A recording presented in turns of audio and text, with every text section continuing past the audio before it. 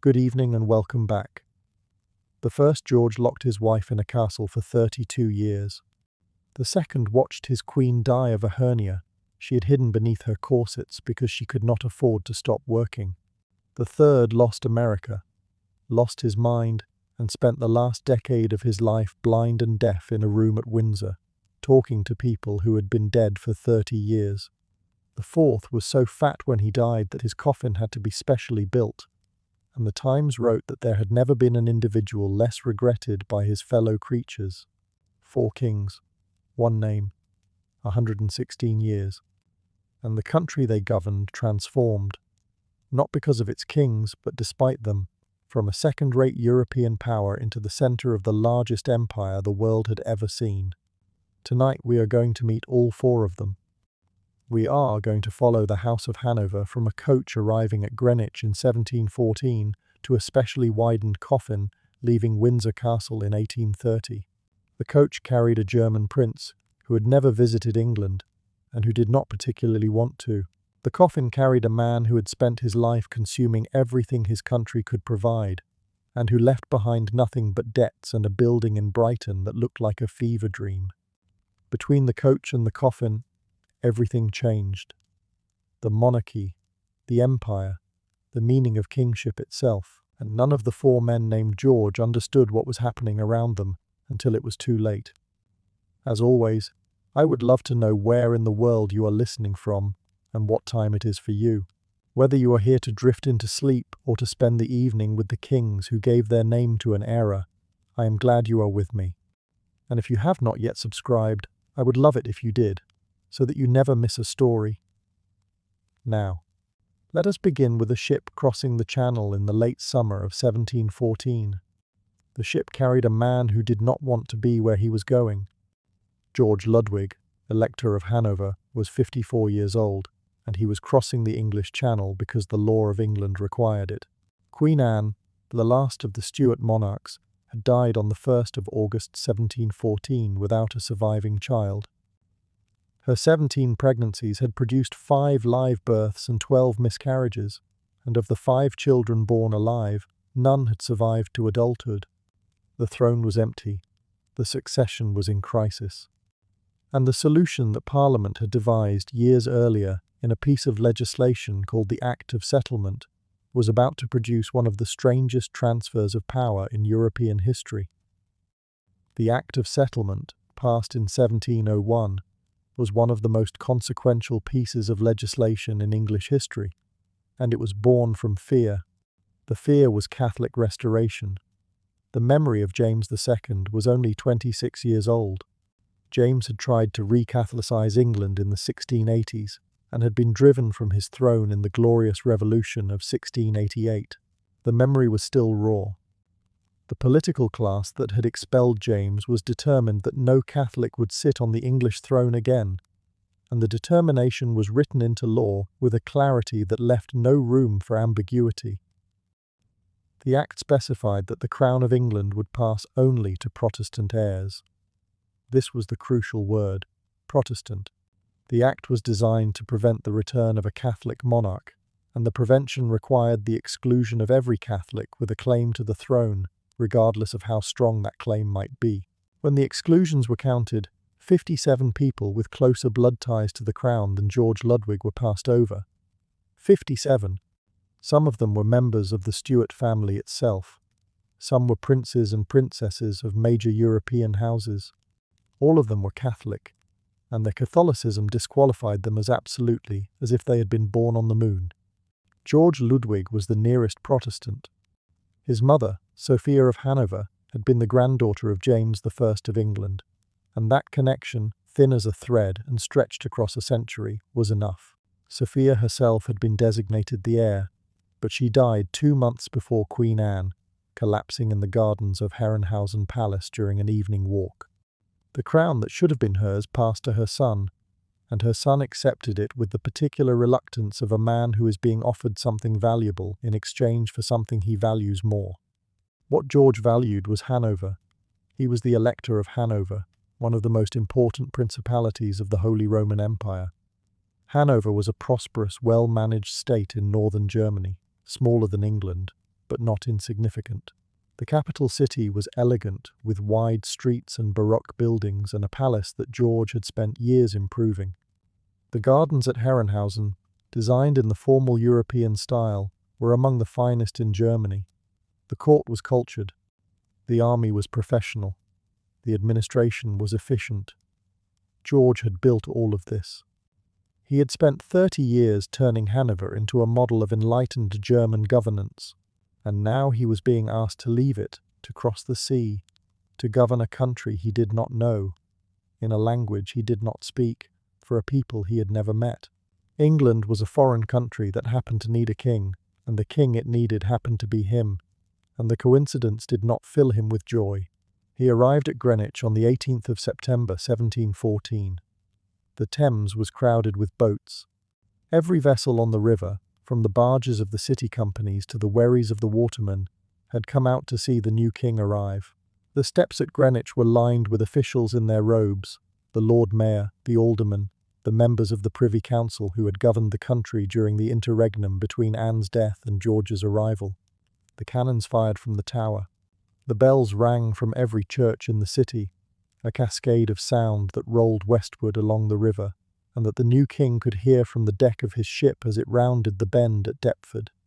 The city that George was arriving to govern was, in 1714, the largest in Europe. Perhaps 600,000 people lived within the sprawl of streets and lanes and alleys that stretched from the Tower in the east to Westminster in the west. The air smelled of coal smoke and horse dung, and the particular damp sourness of the Thames at low tide. The mudflats were exposed. The smell of the river was the smell of a city that used its waterway as a sewer and a highway, and a source of drinking water all at once. The streets were narrow. The traffic was constant. Coaches, sedan chairs, carts, horsemen, pedestrians, all of them competing for space on roads that had been designed for a smaller city and that were inadequate for the city London had become. The noise was considerable. The danger was real. People were killed by coaches every week. The iron-rimmed wheels did not stop for pedestrians who could not move fast enough. People were robbed in the streets every night. The footpads worked in pairs, one blocking the way while the other searched the pockets. The watchmen who patrolled the streets were few, poorly paid, and often old men who carried a lantern and a staff, and who posed no serious threat to criminals who carried knives. London in 1714 was magnificent and filthy and dangerous and alive in a way that Hanover, with its orderly streets and its manageable population, was not. The landing was elaborate. The barges were decorated. The guns fired. Salutes. The crowd that gathered on the riverbank stared at the man who was about to become their sovereign and saw a figure who was neither impressive nor inspiring. He was of medium height. He was heavy. His face was long and his expression was guarded. He wore German clothes. He spoke to his attendants in German. He looked, to the English observers who recorded the moment, like a man visiting a country he expected to dislike. He did not smile. He did not acknowledge the cheers. He stepped from the barge onto the steps at Greenwich with the heavy deliberation of a man performing a duty, not fulfilling a dream. The officials who greeted him noted his expression, his bearing, his manner. They noted the German attendants who surrounded him, the German voices, the German faces that filled the space between the new king and his new subjects. The landing was a public event. The public watched a man who did not want to be watched, and the watching was the beginning of a relationship that would never warm into affection. And England, looking back at him, was not sure what to make of what it saw. The English had been told to expect a king. What they got was a middle-aged German who showed no interest in their language, their food, their customs, or their opinions. He did not make speeches. He did not court popularity. He did not wave to the crowds or visit the churches or do any of the things that English monarchs were expected to do to demonstrate their connection with their subjects. He went to St. James's Palace. He closed the door.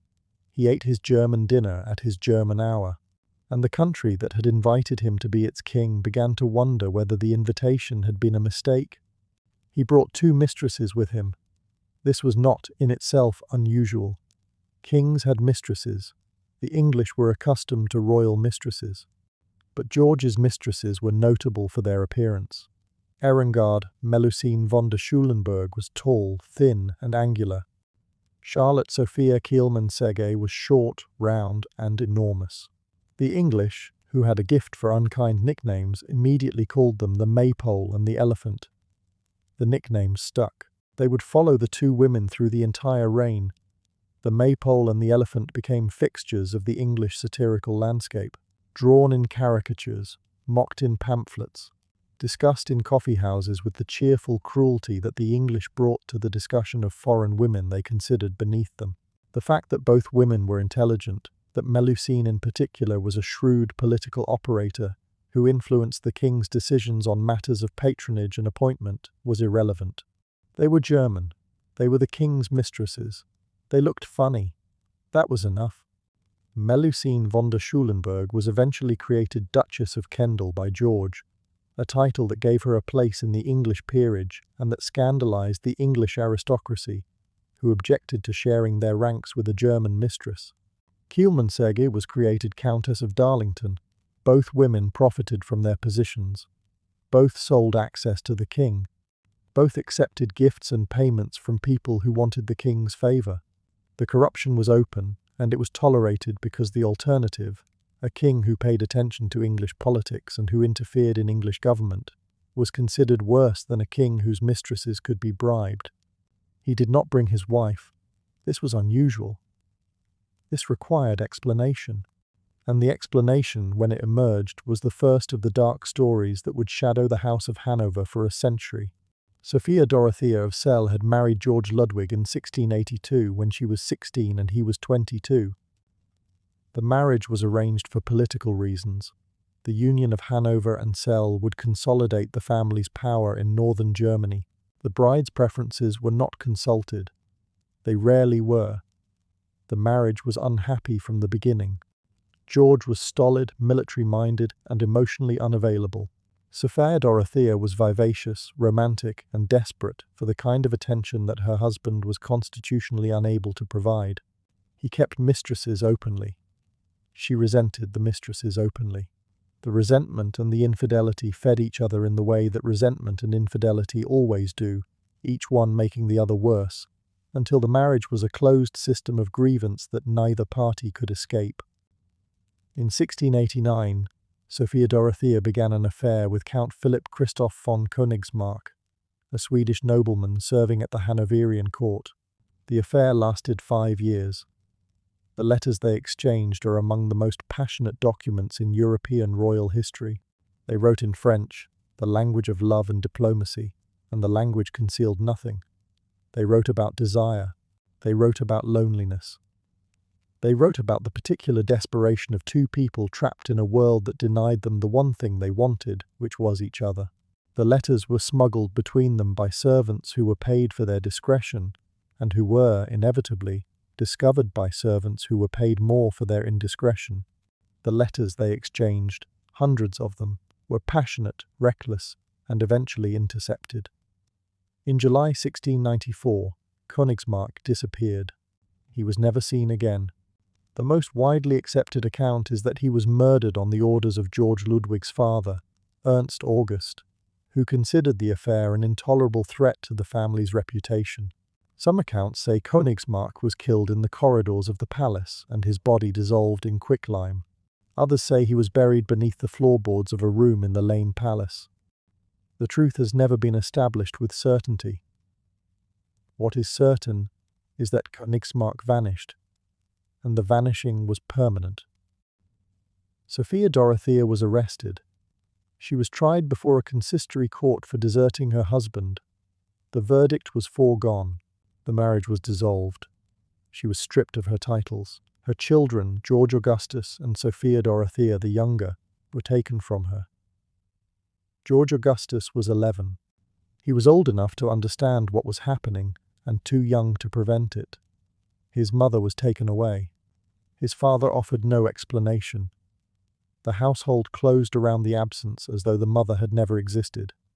The servants were instructed not to speak of her. The portraits were removed. The name was not mentioned. George Augustus grew up with a hole in his family that no one acknowledged, and that shaped his character in ways that would not become fully visible for decades. His sister, Sophia Dorothea, married the King of Prussia and became the mother of Frederick the Great. She never saw her mother again either. The two children of the imprisoned princess went on to produce some of the most powerful rulers in European history, and the woman who bore them spent those years in a castle in the German countryside, watching the seasons change through the same windows, walking the same garden paths, growing old in a silence that the dynasty she had married into enforced with the thoroughness of a state secret. She was sent to the castle of Ahlden, a small manor house in a remote part of northern Germany, and she was told that she would remain there for the rest of her life. She did. 32 years. The castle at Ahlden was comfortable in the way that a well-furnished prison is comfortable. She had servants. She had a coach, though she was not permitted to travel beyond the boundaries of the estate. She had books. She had correspondence, though her letters were monitored, and her incoming mail was censored by officials appointed by her ex-husband. She had a small garden where she walked in the afternoons, the same paths, the same views, the same walls at the edges of her world. She did not go mad. This deserves noting because 32 years of confinement might reasonably be expected to break a person. Sophia Dorothea did not break. She endured, she maintained her dignity, she kept her household in order. She wrote letters that were intercepted and prayers that were not. She aged in a room that did not change, while outside the walls of Ahlden, the world her husband governed grew larger and more powerful, and forgot her entirely. From 1694 to 1726, Sophia Dorothea lived at Ahlden, confined to the house and its grounds, forbidden to remarry, forbidden to see her children, forbidden to use the title of Queen when her husband became King of England. She wrote letters to her children that were intercepted and never delivered. She requested permission to visit them that was denied without explanation. She grew old in a house that was comfortable, but that was in every sense that mattered, a prison. She died on the 13th of November 1726 at the age of 60. Her son, George Augustus, who was by then the Prince of Wales and who had not seen his mother since he was 11 years old, was not permitted to attend the funeral. Her ex-husband, George I, King of England, received the news of her death and said nothing. He died himself 7 months later, and the woman who might have been Queen of England was buried quietly at Celle, in a vault that most English people would never hear of. Her story folded into the larger story of the dynasty that had imprisoned her, a dynasty that had prospered in part because she was not there to complicate it. George I governed England the way a man manages a property he has inherited in a country he does not live in. He visited, he inspected, he approved or disapproved the work of the people he had placed in charge. And then he went home, which for George meant Hanover. He returned to Hanover almost every summer, travelling by coach across the Netherlands and into Germany, retracing the route he had taken in the opposite direction when he first came to claim the English crown. The journeys took weeks. The absences lasted months. England, during these absences, was governed by a regent and a council of ministers. The ministers were competent. They understood English politics far better than the king did. They ran the country with an efficiency that the king's presence could not have improved. This was the accidental genius of George I's reign. His indifference to English affairs created a vacuum that the English political class filled with the system of cabinet government that would become the foundation of British democracy. The king did not attend cabinet meetings because he could not follow the discussion. He could not follow the discussion because his English was poor, and because the ministers spoke too quickly and used idioms he did not understand. The ministers, freed from the obligation to report to a king who was not in the room, developed the habit of making decisions among themselves. The most senior minister, the one who coordinated the decisions and reported them to the king, became, in practice, if not yet in title, the Prime Minister. The system that emerged was, in retrospect, one of the most important political innovations in European history. The king could not govern because he could not communicate with his ministers. The ministers could not wait for the king because the business of government could not wait. The solution was for the ministers to govern themselves, reporting to the king through a single intermediary who summarized the decisions that had already been made and presented them for royal approval that was, in practice, automatic. Robert Walpole is usually identified as the first British Prime Minister, though the title was not formalized during his tenure. He served from 1721 to 1742, managing the government with a combination of political skill, financial acumen, and personal corruption that would become the template for British politics for the next century. Walpole bought votes. He distributed patronage. He rewarded loyalty with offices and punished disloyalty with exclusion. He built a political machine that operated on the principle that every man had his price, and that the business of government was to discover what that price was and to pay it. The system was cynical. It was effective. It kept Britain stable and prosperous for 20 years, which is more than most systems can claim. Walpole understood George I better than any other English politician did, and the understanding was practical rather than personal. George wanted three things. He wanted to be left alone. He wanted Hanover to be protected. He wanted his income to be secure. Walpole provided all three. He managed the government so that the king did not need to interfere.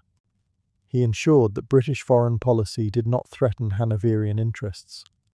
He maintained the civil list, the king's personal income from Parliament, at a level that satisfied George's requirements without provoking parliamentary resistance. He managed George I by keeping the king informed through brief written reports that told the king what he needed to know and omitted what he did not. He managed George II, who succeeded in 1727, by cultivating Queen Caroline, who managed the king. The court that George I maintained in London was a German court transplanted onto English soil. The food was German. Heavy meat dishes, sauerkraut, the dense, dark bread of northern Germany. The English courtiers, accustomed to French-influenced cooking and lighter fare, found the meals difficult. The conversation was German. The entertainment was German. The king's closest advisors were German. The atmosphere of St. James's Palace during George I's reign had the quality of a diplomatic outpost rather than a royal residence. The English courtiers stood on one side of the room. The German advisors stood on the other. The king, who belonged to both sides and was fully comfortable with neither, moved between them with the heavy tread of a man who had accepted a responsibility he had never wanted. He ate his dinner at 2 in the afternoon, the German hour, while the English court ate at 4.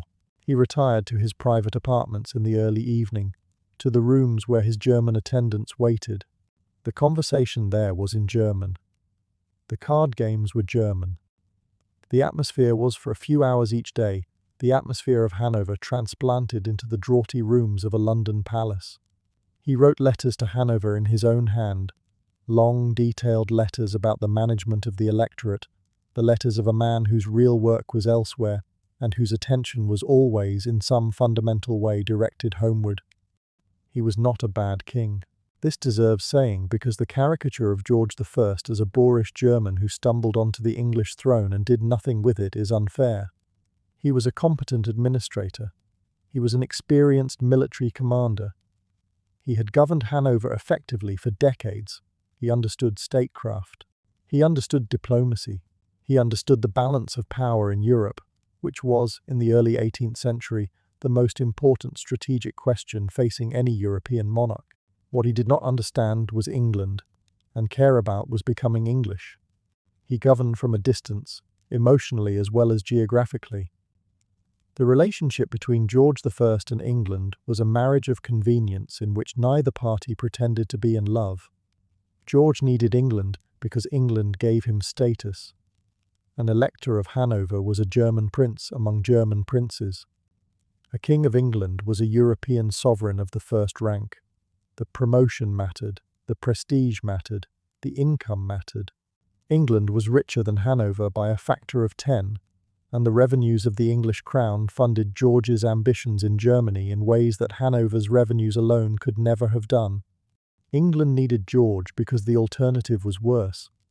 The country tolerated him because the alternative was a Catholic Stuart, and the country's tolerance of George was, in the end, a tolerance of the lesser evil, rather than an embrace of the greater good. The Jacobites were the constant shadow. They were the supporters of the exiled Stuart dynasty, the men and women who believed that James Francis Edward Stuart, the son of the deposed James II, was the rightful king of England, and that the Hanoverian succession was a usurpation. They were concentrated in Scotland and Ireland, where Catholic loyalty to the Stuarts ran deep. But they had supporters in England too. In the Tory party, in the Catholic gentry, in the romantic corners of English society where loyalty to a fallen dynasty was considered more honourable than compliance with a successful one. The first Jacobite rising came in 1715, barely a year after George I's arrival. The Earl of Mar raised the Stuart standard at Braemar in September. Within weeks he had assembled an army of 10,000 men, mostly Highland Scots, mostly Catholic, mostly willing to fight and die for a king they had never met, and who was, at that moment, somewhere in France trying to arrange a ship. The rising failed. It failed not because the Jacobite army was defeated in the field, but because the Jacobite leadership was incompetent. Mar was an indecisive general who won a battle at Sheriff Muir in November, but failed to follow up the victory. James himself, the Old Pretender, did not arrive in Scotland until December, by which time the momentum had been lost, the winter had set in, and the government forces had regrouped. James stayed for 6 weeks. He held a sombre court at Scone. He made a poor impression on the Highlanders, who had risked everything for him, appearing cold, distant, and depressed, which he was.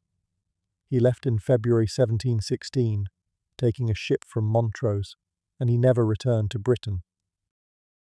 George I's throne survived because the alternative was not compelling enough to inspire the sustained effort that a successful rebellion required. The Stuart cause had romance on its side, but not logistics. It had loyalty, but not leadership. It had the Highlands, but not the Lowlands. And without the Lowlands, it could not hold Scotland. And without Scotland, it could not threaten England. The prisoners taken after the rising were treated with a severity that reflected the government's fear. Several lords who had joined the rebellion were tried for treason. The Earl of Derwentwater and Viscount Kenmure were executed on Tower Hill in February 1716. Others were imprisoned. Others escaped abroad and joined the Stuart court in exile, adding their names to the growing community of Jacobite refugees who lived in France and Italy and dreamed of return. The rising of 1715 was a rehearsal. The full performance would come 30 years later, under a different George and a different Stuart, and it would come closer to success than anyone in 1715 could have imagined. George I died on the 11th of June 1727 in his coach on the road to Osnabrück, on one of his regular summer journeys to Hanover. He had suffered a stroke. The symptoms came on suddenly. His face changed, his speech slurred. The attendants in the coach realized what was happening and called for the driver to stop. The coach stopped on the road, in the German countryside, miles from anywhere, the King of England dying in a carriage on a road that led away from England and toward the country he had always considered home. The attendants carried him into a nearby house. He died that evening. He was 67 years old. He had been King of England for 13 years, and he had spent approximately half of that time in Germany. His body was taken back to Hanover for burial. He was interred in the chapel at Herrenhausen, in the country he had loved, in the palace he had built among the gardens where his mother had walked. England did not mourn him greatly. He had not given the country enough of himself to inspire mourning.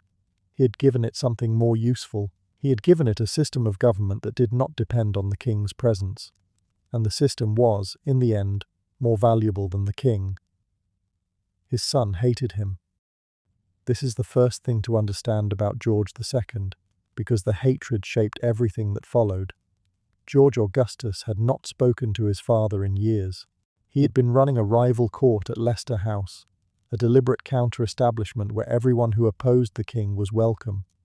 The conversation was conducted in English pointedly, as a rebuke to the German atmosphere of St. James's.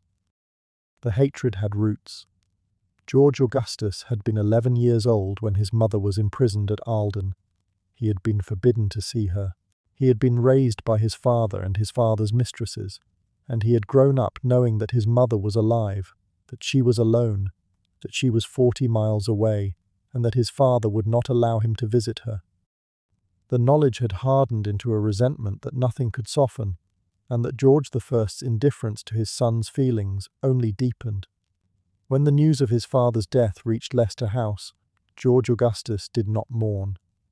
He accepted the crown with a briskness that suggested he had been waiting for it impatiently, which he had. He was 43 years old.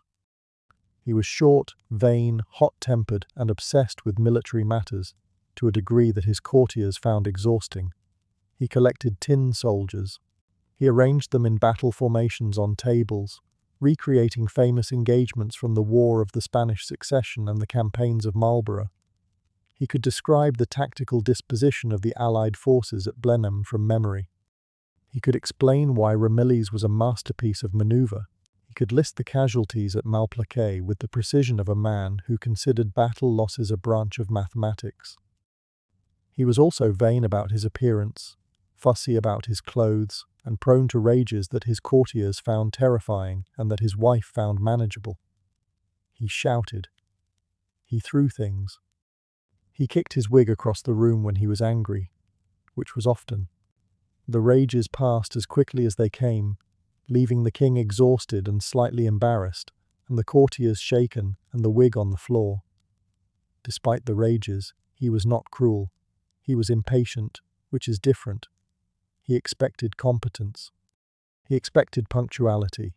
He expected the people around him to know what they were doing, and to do it without being told twice.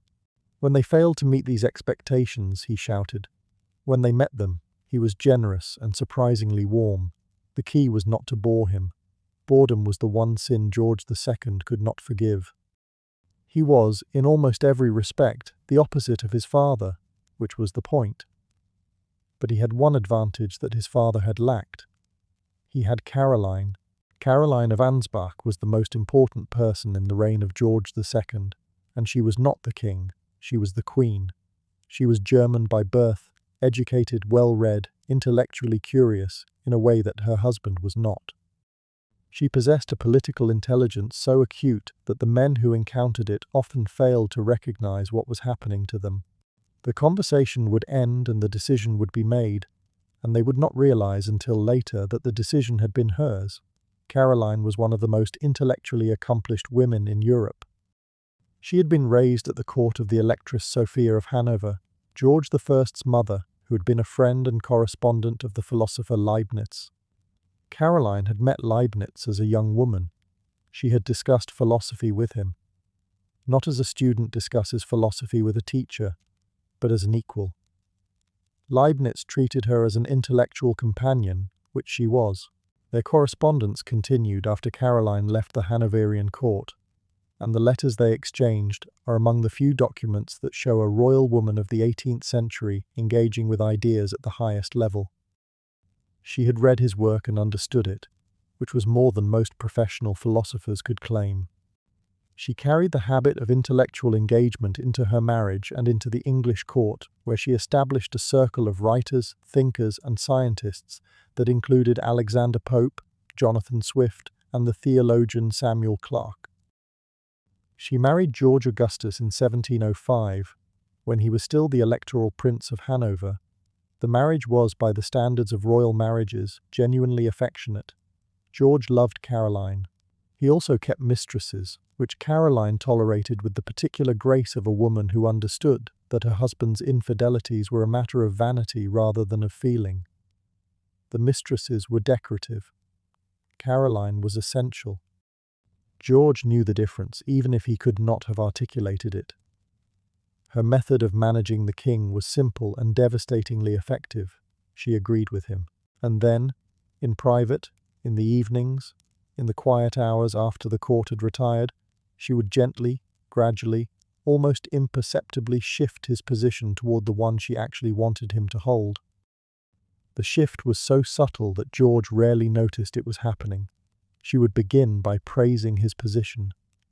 What a wise observation. How clearly you see the matter. Then she would introduce a small modification. Of course, one might also consider. The modification would be presented not as a correction, but as an extension of his own thinking, a logical development of the brilliant insight he had already provided. By the end of the conversation, the king would hold a position that was Caroline's, believe it was his, and defend it with the passion of a man protecting his own idea. Lord Hervey, who observed the court closely and recorded his observations with a malice that makes his memoirs invaluable, described the process with precision. The Queen managed the king, Hervey wrote, as a jockey manages a horse, by knowing when to use the spur and sugar. He would arrive at a new opinion and believe it was his own. Caroline would express surprise and admiration at his insight. The ministers, who understood exactly what was happening, said nothing. Robert Walpole, who had managed George I through written reports, managed George II through Caroline. The alliance between the Prime Minister and the Queen was the engine that drove British government for 15 years. Walpole brought the political intelligence. Caroline brought the access. Between them they kept the king pointed in the right direction and kept the country stable during a period when stability was neither guaranteed nor inevitable. The arrangement required Caroline to perform a role that was exhausting and that offered no public credit. She could not be seen to influence the king. The fiction that the king made his own decisions had to be maintained, because a king who was known to be managed by his wife was a king who had lost the respect of his court. Caroline maintained the fiction with a discipline that cost her health and eventually her life. She worked constantly, she ate little, she slept badly. She carried the weight of the government on her shoulders while appearing to carry nothing at all. Caroline died on the 20th of November 1737, and her death revealed with brutal clarity the price she had paid for the role she had played. She had been suffering from a hernia for years, an umbilical hernia that protruded from her abdomen. She had concealed it beneath her corsets and her gowns, because the revelation would have required her to withdraw from public life. Withdrawal was something she could not afford. The hernia worsened. It became strangulated. The tissue began to die. By the time the surgeons were called, the damage was catastrophic. The surgery was performed without anesthesia, in her bedchamber at St. James's Palace, while the king paced in the room next door. The surgeons opened the abdomen. They found gangrene. They did what they could, which was not much. Caroline endured the procedure with a composure that the surgeons found extraordinary, and that was in truth the final performance of a life spent performing. She knew she was dying. She told the king to remarry. The king, weeping, said he would not. He would have mistresses, he said, but he would not remarry. The distinction was the most honest thing he ever said about his marriage. She died 10 days after the surgery. George was inconsolable.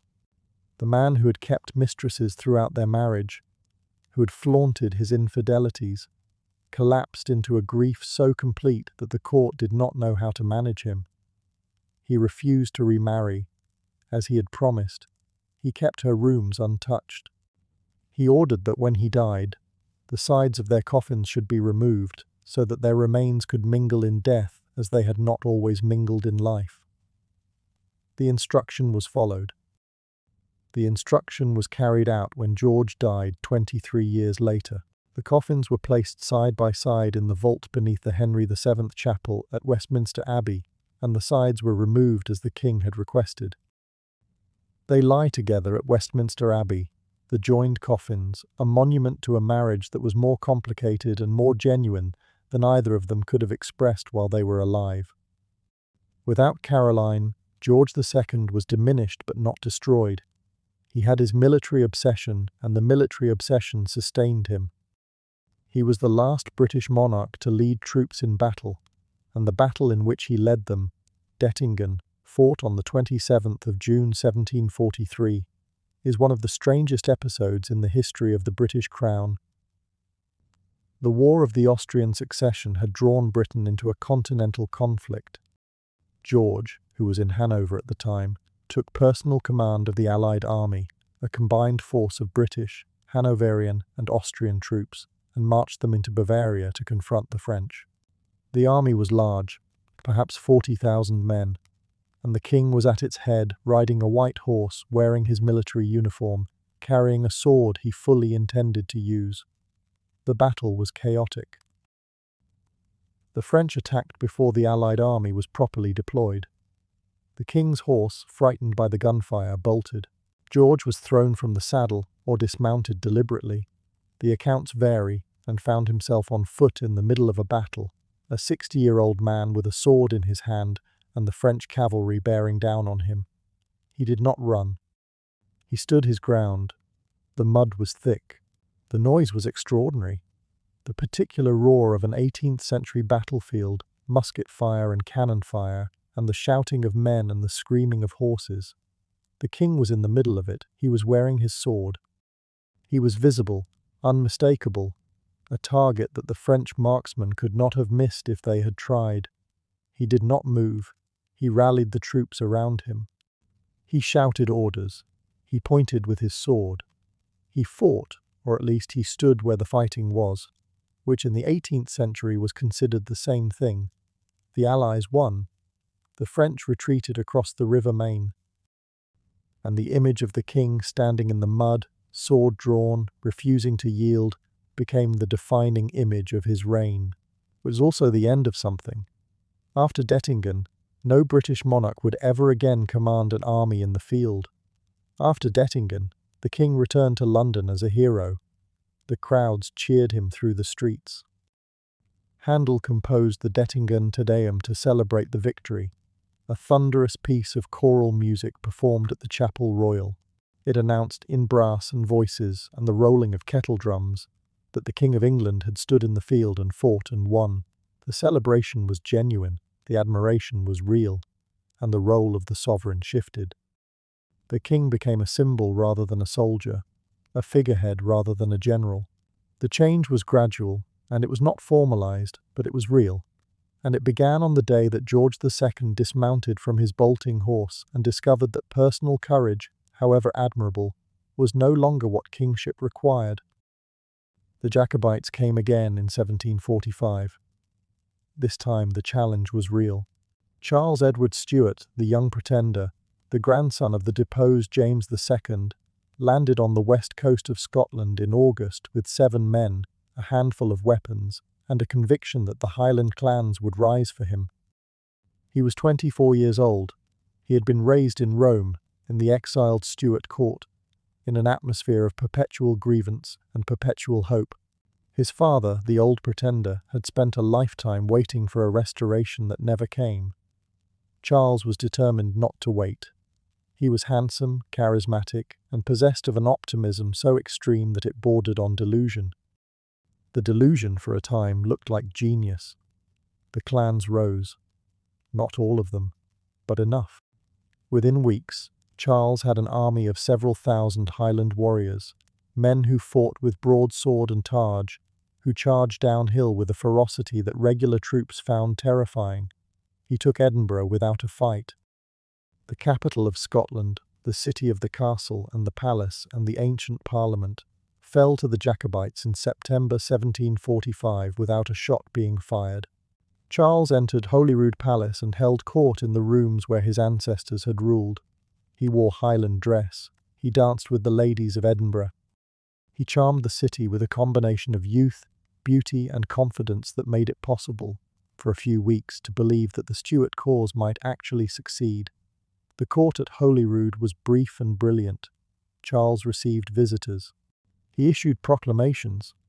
He planned his campaign with the optimism of a young man who has never lost a battle, which he had not, because he had only fought one, and he had won it.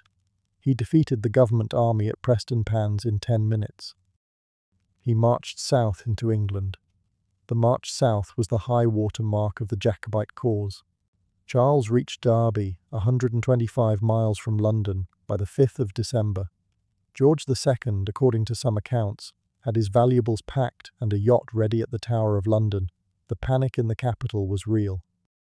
London, in December 1745, believed that a Highland army was about to appear on the Great North Road and that the city would be taken. The militia was called out. The theatres closed. The shops boarded their windows. Wealthy families packed their valuables and prepared to leave. The roads south were clogged with carriages carrying the possessions of people who intended to be elsewhere when the Highlanders arrived. The Bank of England was in genuine danger. A run on the bank had begun. Depositors were withdrawing their money as fast as the clerks could count it. The bank adopted a strategy of paying out in sixpences, the smallest available denomination, to slow the withdrawals. The clerks counted out sixpence after sixpence, taking as long as possible over each transaction, buying time for the panic to subside. The shops closed. The Bank of England paid out in sixpences to slow the run on its reserves. The city held its breath. And then Charles turned back. His commanders, who were more realistic than their prince, pointed out that the English Jacobites had not risen to support the march. The expected French invasion had not materialized. The government was assembling armies to the north and south. The Highland army, deep in enemy territory, outnumbered and unsupplied, was in danger of being surrounded and destroyed. Charles wanted to press on. His commanders refused. The argument at Derby was the argument that destroyed the cause. Charles wanted to march on London. Lord George Murray, his most capable general, wanted to retreat to Scotland, consolidate, and wait for the French support that had been promised and that had not arrived. The argument was conducted in the drawing room of a house on Full Street, with maps spread on the table and the future of the Stuart dynasty at stake. Murray prevailed. Charles wept. He said that from this moment he considered himself a lost man. The retreat began on the 6th of December, and the retreat was the beginning of the end. Culloden was fought on the 16th of April 1746, on a flat, boggy moor east of Inverness. The Duke of Cumberland, George II's younger son, commanded the government forces. The battle lasted less than an hour. The Jacobite army was tired, hungry, and positioned on ground that Cumberland had chosen specifically because it favoured his artillery and his disciplined infantry. The Highland charge, the terrifying downhill rush of clansmen with broadswords, had broken government lines before. Cumberland had trained his troops to counter it. Each soldier was instructed to bayonet, not the man coming directly at him, but the man to his right, attacking under the raised sword arm where the tarred shield could not protect. The instruction was clinical. The execution was devastating. The Highland charge came at 1 in the afternoon. It was met with grape shot at close range, then musket fire, then bayonets. The clansmen fell in rows. The Highland charge, which had been devastating at Prestonpans, was broken by disciplined musket fire and grape shot. The Jacobite army was destroyed. Between 1,000 and 2,000 men were killed on the field. The wounded were bayoneted where they lay. The pursuit that followed was merciless. Cumberland's troops swept through the Highlands in the weeks after the battle, burning cottages, killing livestock, executing men suspected of Jacobite sympathies. The soldiers called it pacification. The Highlanders called it something else. Women and children were turned out of their homes in April, with no food and no shelter, into a landscape that was still winter cold in the north. The old and the sick died where they fell. The strong survived by hiding in the hills, eating what they could find, waiting for the soldiers to move on. Cumberland earned the nickname Butcher Cumberland, and the nickname was deserved. The aftermath was worse than the battle. The government set about the systematic destruction of the Highland way of life. The clans were disarmed. The wearing of tartan was banned. The Gaelic language was suppressed. The chiefs were stripped of their hereditary jurisdictions. The Highlands, which had been a semi-independent society for centuries, were absorbed into the British state by force.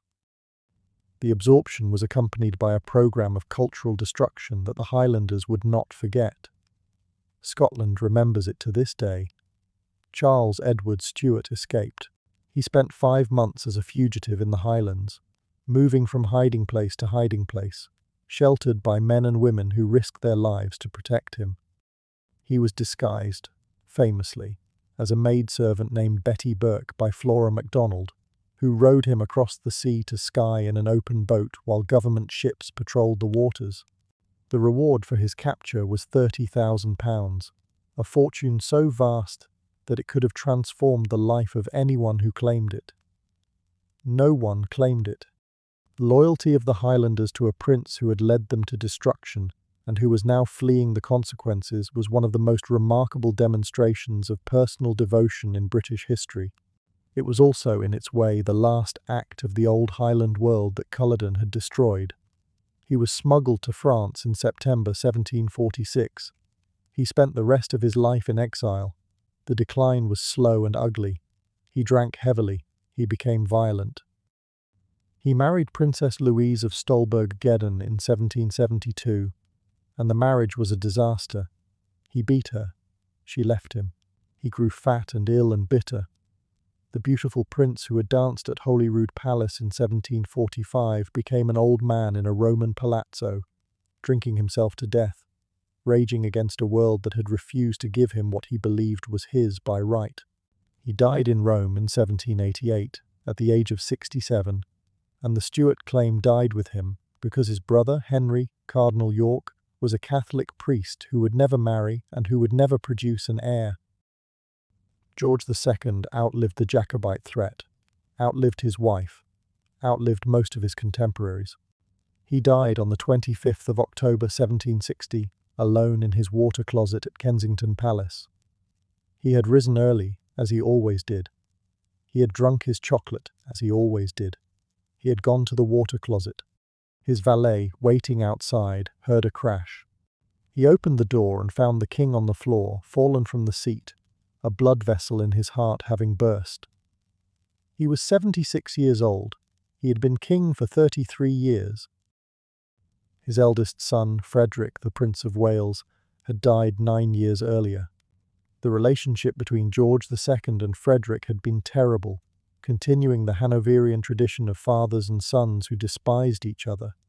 George called Frederick a monster and the greatest villain that ever was born. Frederick called his father an obstinate old fool. They maintained rival courts. They competed for the loyalty of politicians. They conducted their hostility in public, each one trying to humiliate the other, a family drama played out on the national stage with the kingdom as the audience. Frederick had died 9 years earlier, struck by a cricket ball that caused an abscess that killed him. The cricket ball hit him in the chest during a game at Cliveden House. The blow seemed minor at the time. Frederick continued playing, but the impact created an internal injury, an abscess that developed over the following weeks, growing larger, becoming infected. The infection spread. The surgeons could do nothing. Frederick died on the 20th of March 1751, at the age of 44, leaving behind 9 children, a grieving wife, and a satirical epitaph that circulated through London within hours of his death. Here lies poor Fred, who was alive and dead. The epitaph was cruel. The death was absurd, and the absurdity had constitutional consequences, because Frederick's death meant that the crown would skip a generation. The crown passed to a grandson, George William Frederick, who was 22 years old, and who had been raised by his mother, Princess Augusta, to believe that he must be a different kind of king, a moral king, an English king, a king who did not keep mistresses and did not speak German and did not govern from a distance, a king who would be loved. George III was the first of his line to be born in England. He was the first to speak English as his first language. He was the first to consider himself British rather than German. And he was the first to be genuinely, deeply, almost stubbornly determined to be a good king. The determination made the disasters that followed feel less like failures of leadership and more like the particular cruelty that history reserves for people who try too hard. He was 22 when he inherited the crown. He was earnest, devout, hard-working, and stiff in the way that earnest, devout, hard-working young men are stiff. The stiffness of someone who has prepared thoroughly for a role and who is now performing it with the careful precision of a student taking an examination. He rose early, at 6 or before. He dressed simply, in a plain coat, without the elaborate wigs and embroidered waistcoats that his grandfather had favoured. He ate a light breakfast, bread and butter and tea, at his desk, and he began working immediately. The red boxes arrived from the ministers. Dispatches arrived from the army. The petitions arrived from subjects who believed correctly that the king read every document that was placed before him. He worked through the morning. He worked through the afternoon. He ate simply. Plain food, roast meat, vegetables from the kitchen garden. He drank sparingly. He wore plain clothes, simple coats without embroidery, without the gold lace and the jeweled buttons that his father and grandfather had favoured. The simplicity was deliberate. It was a rebuke to the excess of his predecessors, a visual statement that the king valued substance over display. The statement was genuine. It was also politically useful. A king who dressed plainly was harder to satirize than like a peacock. He took exercise in the gardens at Kew, walking briskly, talking to the gardeners about soil and drainage and the health of the elm trees. He returned to his desk. He worked until supper. He answered his correspondence by hand, in a clear, precise script that his secretaries found easier to read than their own. He was well educated, better educated than either of his predecessors. He spoke English, French, and German. He read Latin. He understood music, painting, and architecture. He founded the Royal Academy of Arts in 1768, giving English painters and sculptors an institution that would nurture and promote British art for centuries. He collected books obsessively, accumulating a library of 65,000 volumes that he eventually donated to the nation.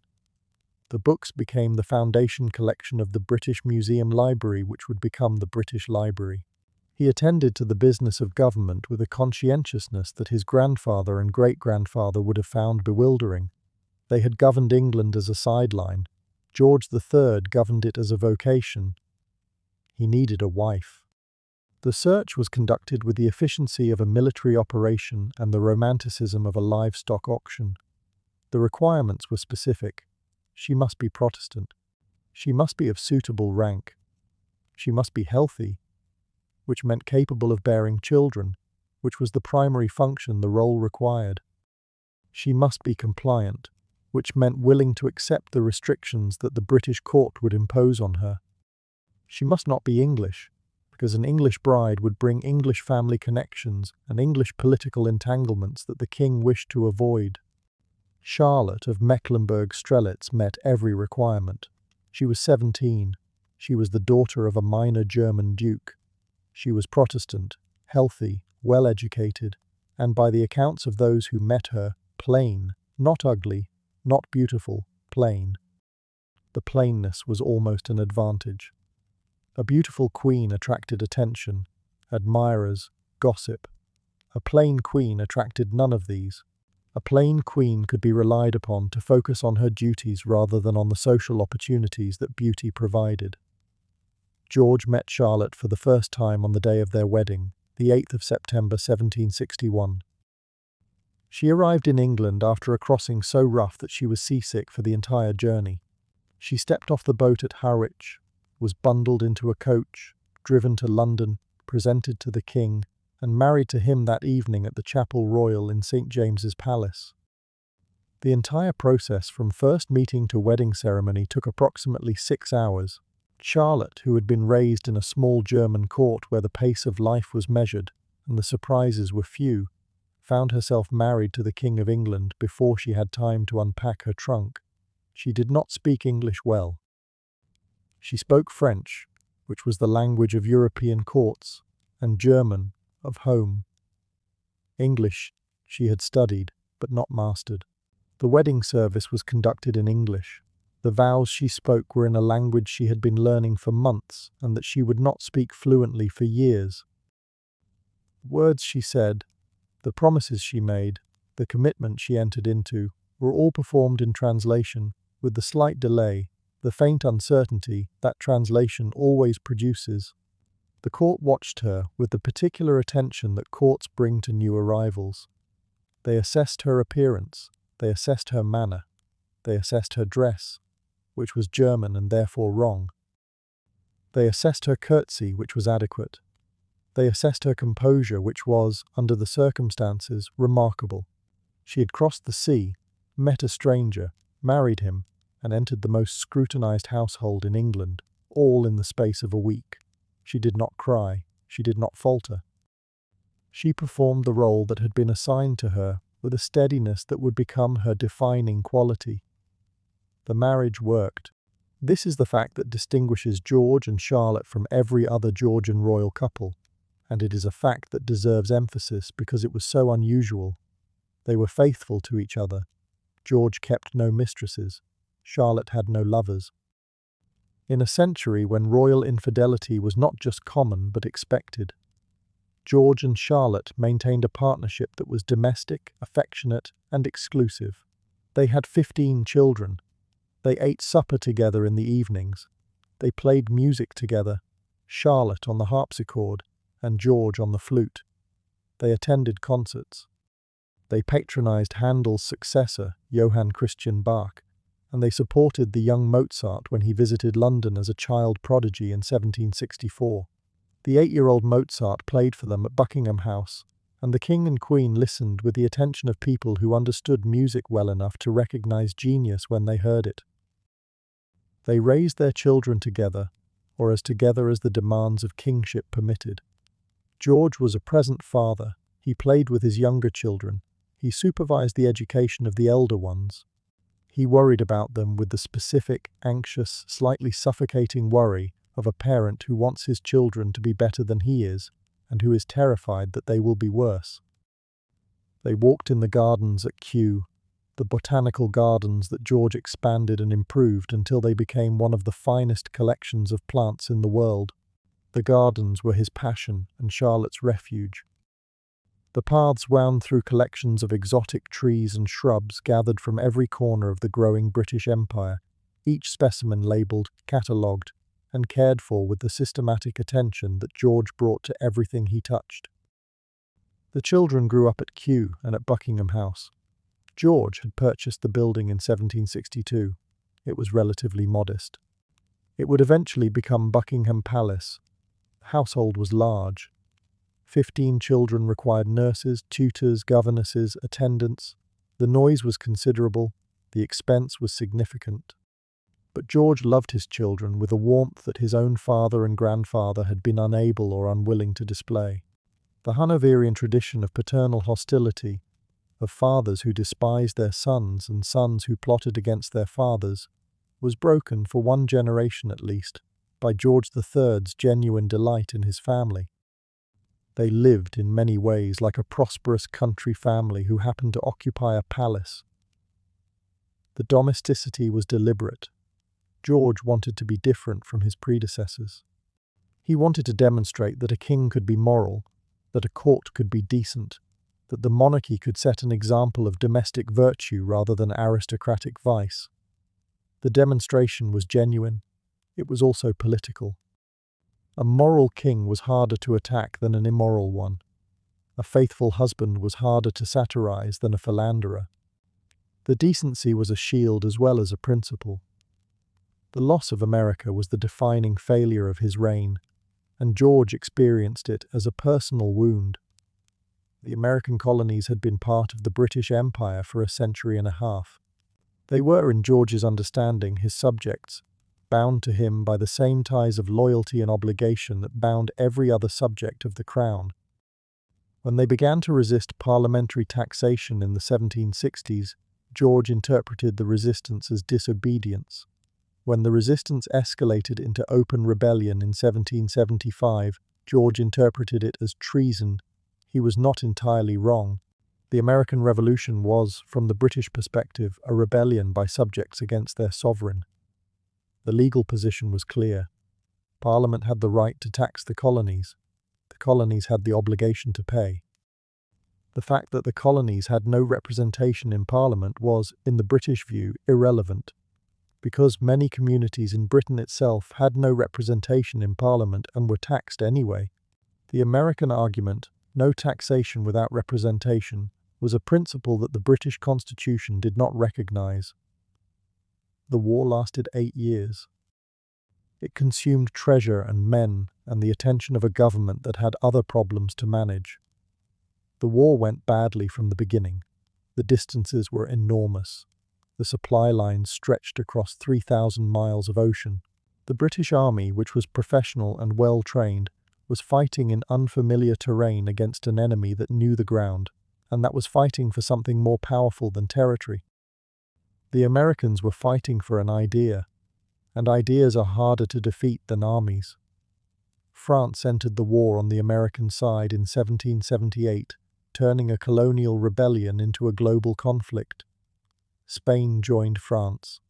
The Netherlands joined Spain. Britain found itself fighting not just 13 colonies, but most of the major powers of Europe, and the strain was too much.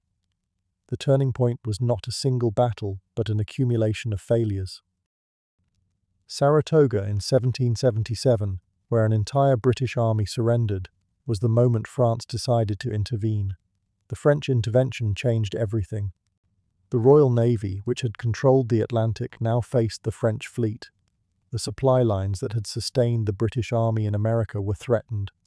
The war that had been difficult became impossible. The surrender at Yorktown in October 1781 was the end. Lord Cornwallis, commanding the British forces in Virginia, was surrounded by American and French troops and forced to capitulate.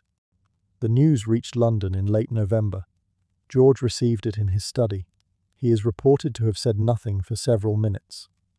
The Treaty of Paris, signed in 1783, recognized American independence. The Empire's most valuable possession was gone. The loss changed George. The man who emerged from the American crisis was harder, more cautious, more distrustful of advice that did not conform to his own instincts. He had trusted his ministers. His ministers had led him into a war that could not be won. He had trusted his generals. His generals had lost. The betrayal, as he understood it, was not by the Americans, but by the system that had failed to prevent the catastrophe. George drafted a letter of abdication. He wrote it out in his careful hand, the hand that had signed every document of his reign. He described the loss. He expressed his shame. He wrote with the careful formality that characterized all his correspondence, the handwriting steady, the sentences properly constructed, the anguish visible only in the content rather than in the form. The letter is one of the most remarkable documents in British constitutional history. A reigning monarch at his desk, writing his own resignation. The pen moving across the paper. The ink drying on words that would have changed the course of the monarchy if they had ever been sent. He proposed to retire to Hanover, to the German electorate that his family still held, and to live there quietly for the rest of his life. He put the letter in a drawer. He did not send it. He stayed. He put the letter in a drawer. He closed the drawer. He went back to his desk. The staying was, in its quiet way, the bravest thing he ever did. The loss of America humiliated him. It humiliated the nation. It proved that the empire was not invincible, that subjects could rebel and win, that the king's authority extended only as far as the king's army could enforce it. But George absorbed the humiliation. He endured it. He continued to govern. He continued to work.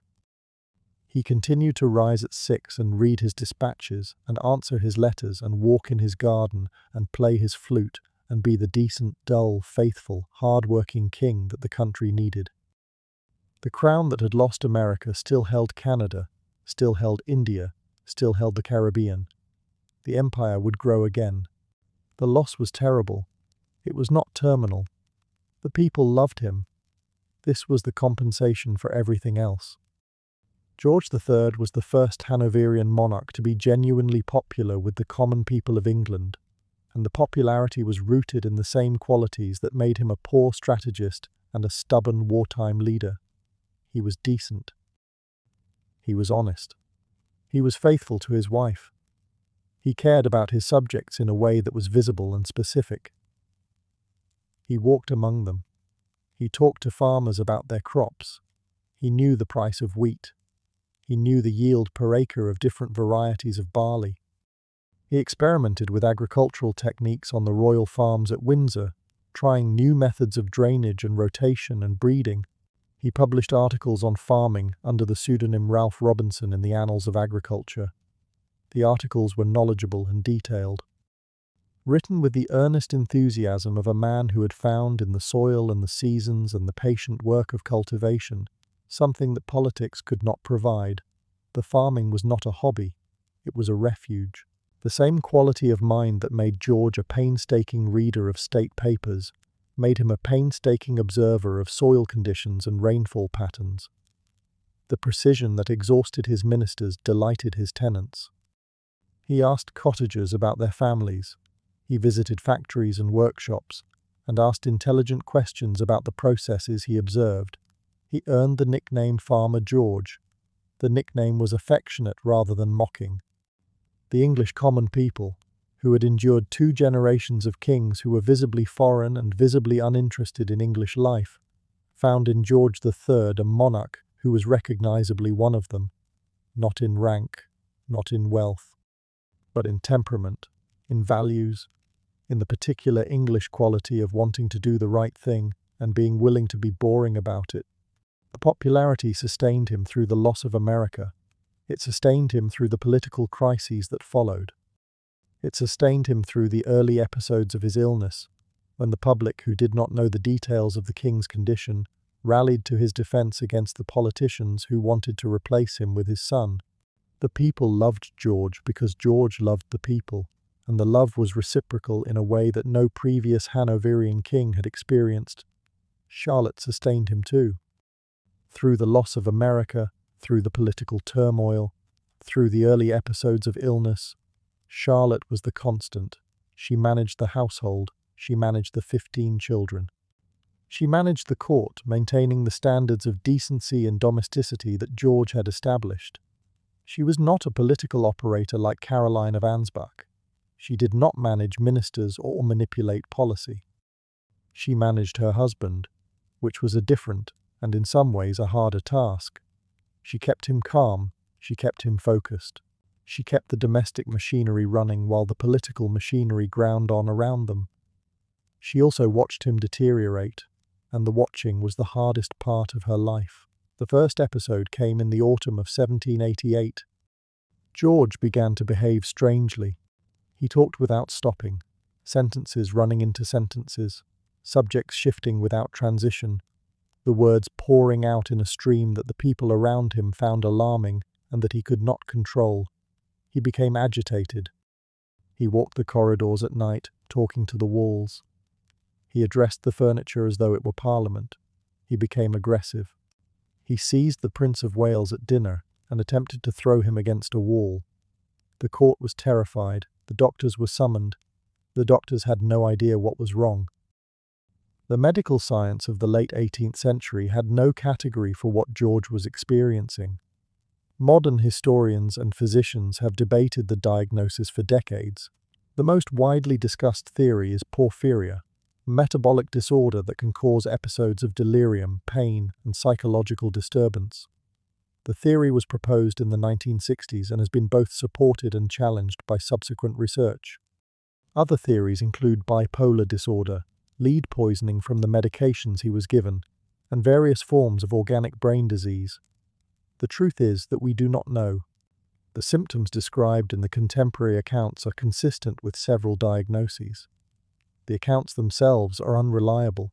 The doctors who wrote them did not understand what they were observing. The political pressures surrounding the king's illness distorted the reporting. They diagnosed various things: fever, delirium, nervous exhaustion. They prescribed various treatments: cold baths, blistering of the skin with heated cups, emetics to induce vomiting. The treatments were brutal and useless. They did not help the king, and they may have made him worse. The most famous of the doctors was Francis Willis, a clergyman who ran a private asylum in Lincolnshire and who was brought to Kew to treat the king. Willis's method was restraint, both physical and psychological. He believed that madness was a failure of self-control, and that the cure for was the imposition of control from outside. The king must be made to obey. The king must be taught that his behavior had consequences. The king must understand that Willis was in charge and that resistance would be met with force. The treatment was conducted with a brutality that is difficult to read about even now. When the king became agitated, Willis had him strapped into a chair. The chair was a heavy wooden device with leather restraints for the arms and legs.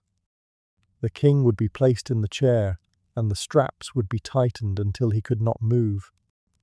He would sit there for hours, sometimes for an entire day, unable to stand, unable to shift his position, unable to relieve the cramps that developed in his muscles. The chair was called the restraining chair.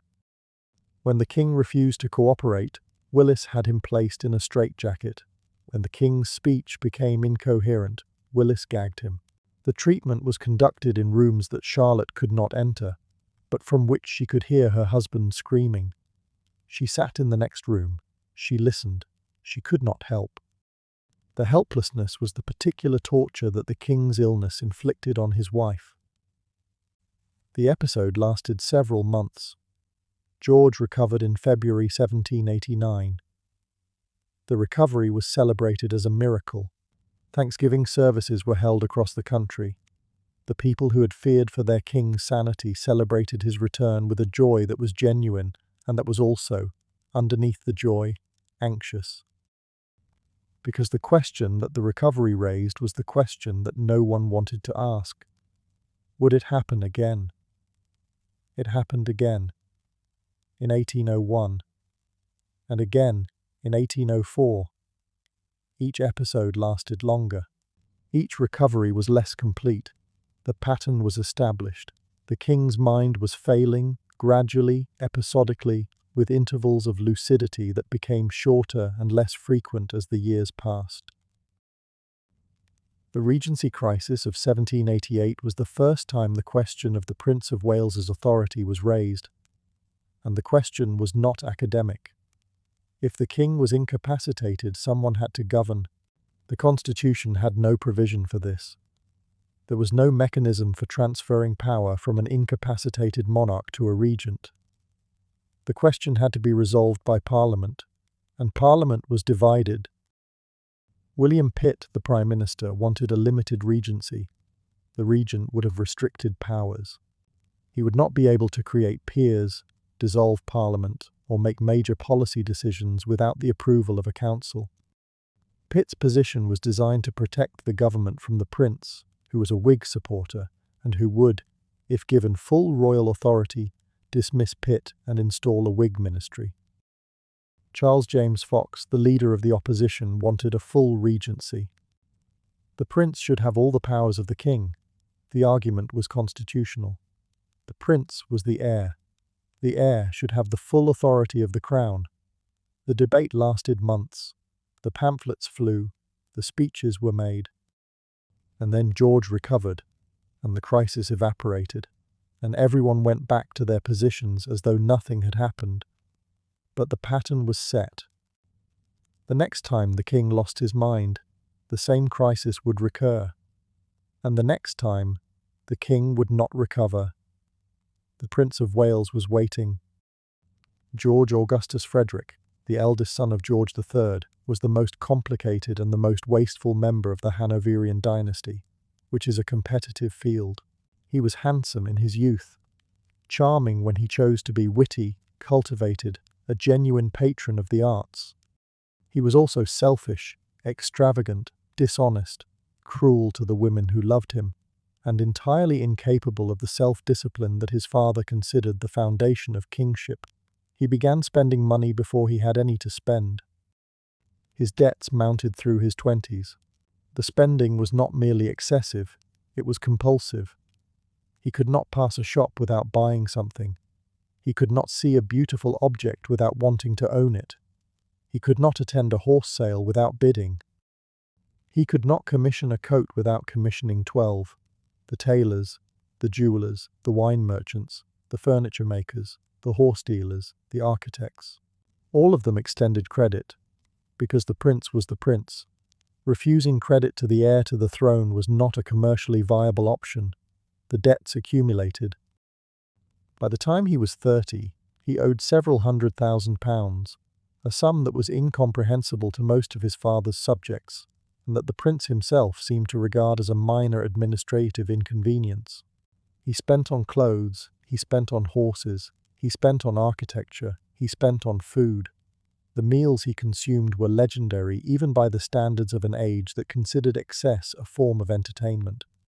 A typical dinner might include 2 soups, 2 kinds of fish, a haunch of venison, a saddle of mutton, cutlets, a whole turkey, a ham, a raised pie, and half a dozen side dishes, followed by pastries, ices, fruit, and cheese. He ate with the systematic concentration of a man who approached food as other men approached warfare, thoroughly, strategically, and with no intention of leaving anything on the field. His weight, which had been manageable in his 20s, climbed steadily through his 30s and 40s, until by his 50s he was so large that his valets had difficulty dressing him, and his tailors had difficulty measuring him. He wore corsets. He wore them without irony, the son of the moral king lacing himself into the same garment that women wore, to achieve the silhouette that fashion demanded. His corsets were specially made, reinforced with whalebone and steel, designed to compress a waist that was by the end more than 50 inches around, consumed at dinners that lasted hours, and that featured courses so numerous that the footmen who served them lost count. The prince grew larger. His tailors grew busier.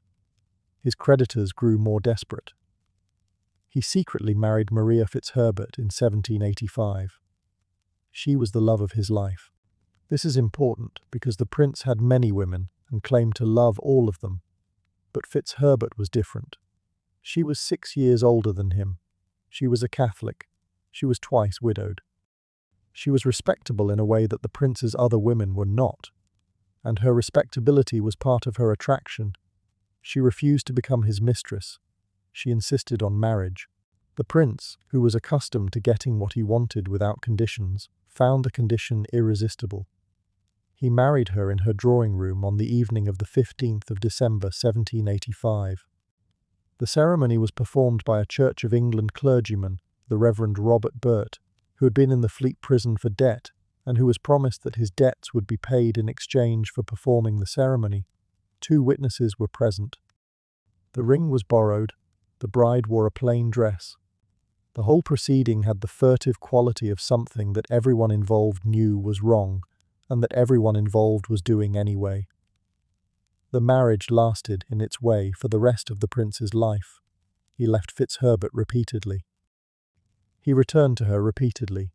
He married Caroline of Brunswick while still, in his own understanding, married to Fitzherbert. He denied the marriage in Parliament while writing Fitzherbert letters that addressed her as his wife. The inconsistency did not trouble him. Consistency was not among his talents. Fitzherbert outlived him. She died in 1837, 7 years after the prince, at the age of 81.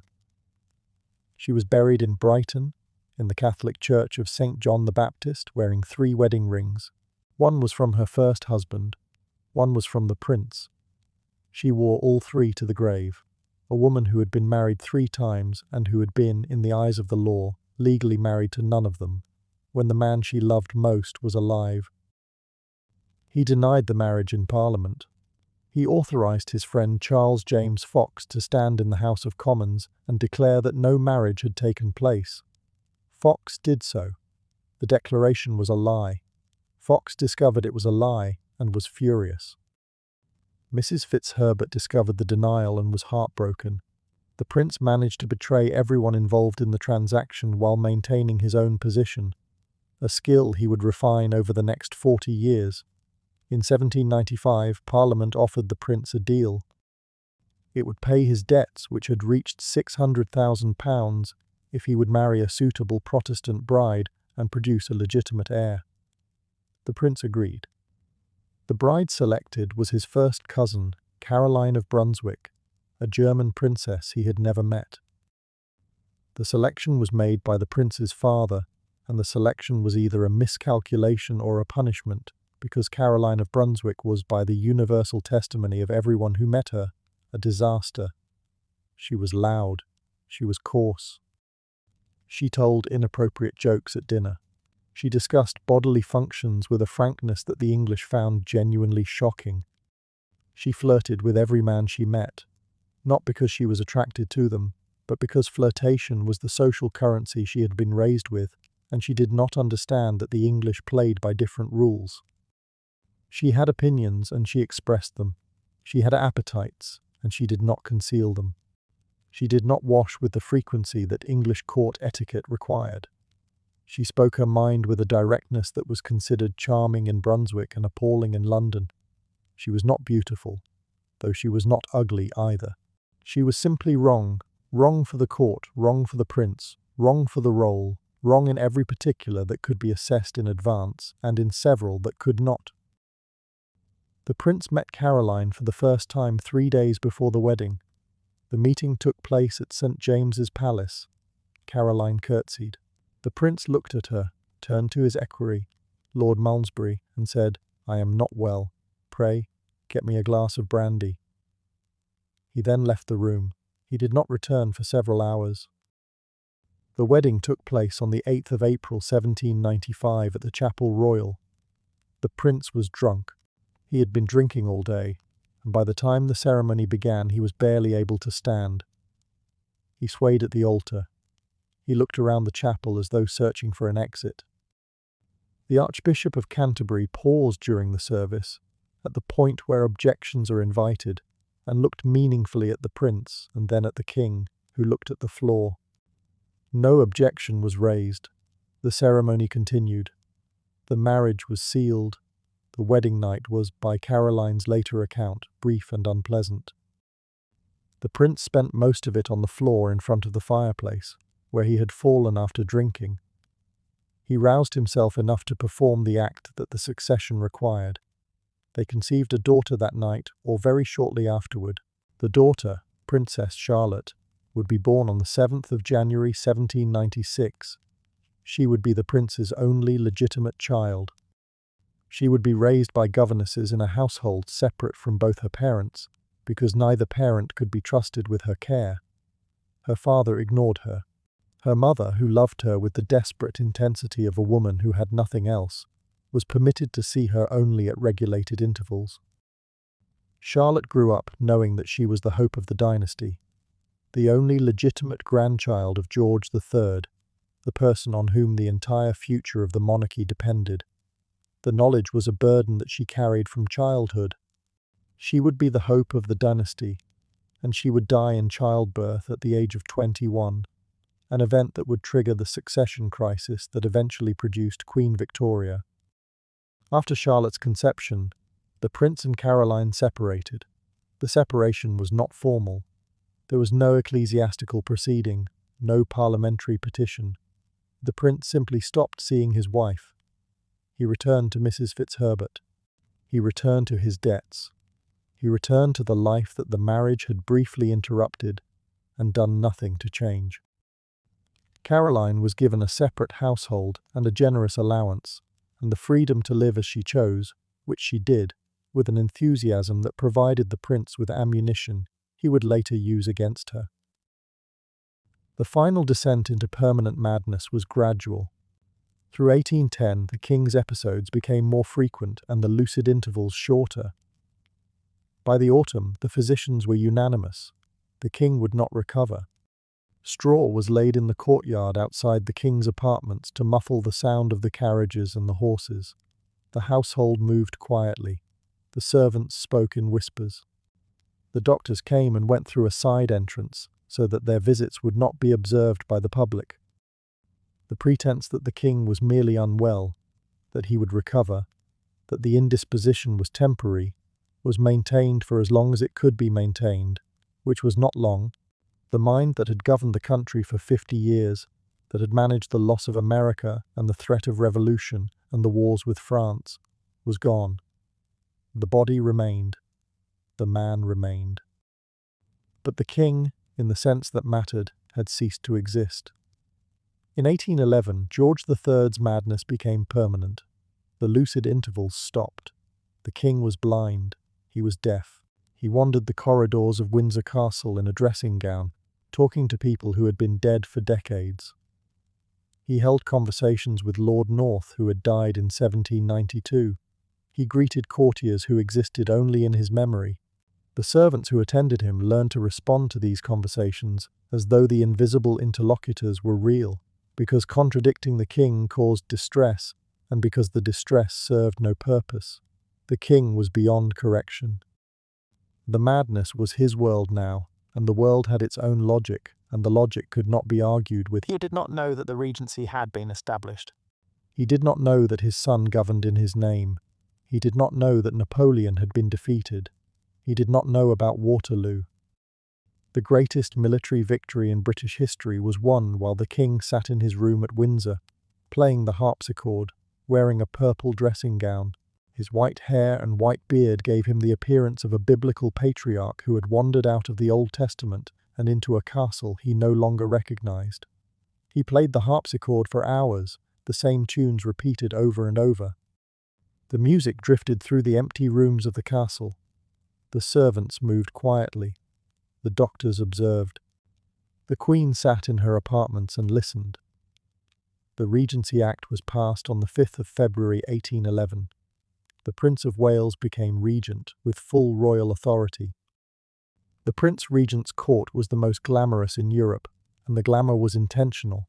George wanted to rival Napoleon, not on the battlefield, where he would never set foot, but in the drawing room where his talents actually lay.